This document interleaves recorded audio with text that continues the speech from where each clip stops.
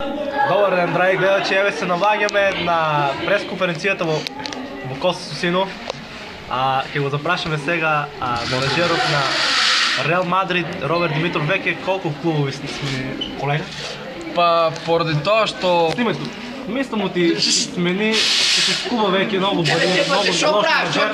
Ама сега носи своята казна, што му е дадоа таковото УЕФА од трофея и мислам дека ќе се подобри. Сега ќе опитаме што планираш со подател. Не е спремен. Чивака, точно е тоа дека сменев два клуба, три, поради тоа што овие, како ги вика, на трофи менеджер што се администратори се банираја УЕФА, затоа што ги панаја наливачи со трева и со петарди. Нема смисла, мислам.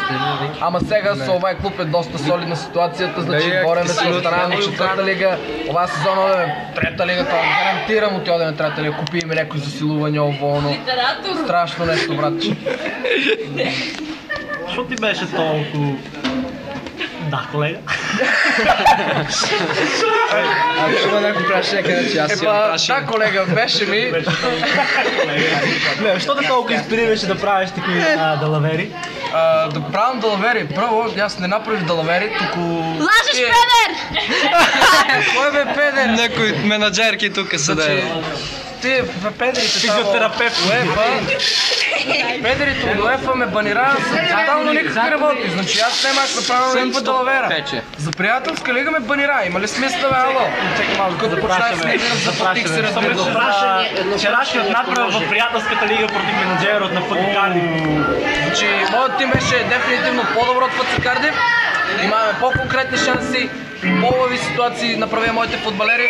Иако постото на топката беше в ФК Кардив, со неколко там посто, неколко иляди посто. Имах 11 шута на гол, 8 урамки, дадех един гол, победих го надправо. Реплика! Едно прашање Што ги кажете вие? Дословно на Реал Мадрид спомна дека ќе влева во трета лига. Со каква игра ќе рачуна да влезе во трета лига? Добро прашање. Значи, вака, ова сезона купихме неколку засилувања кои ни помагат доста во тимот. Еве, сега што го купихме на Пагачов, вчера го реши над преворот со ФЦ Кардив, го заби од 30 метри. Планираме да играме формација 4-4-2, стандартно, со двајца на Пагачи. Двајца на Пагачи, имаме солиден голман, одлична одбрана. Средишниот терен ми е бомба, гром, болje да ви не причам, значи. Се млади деца по 35 години.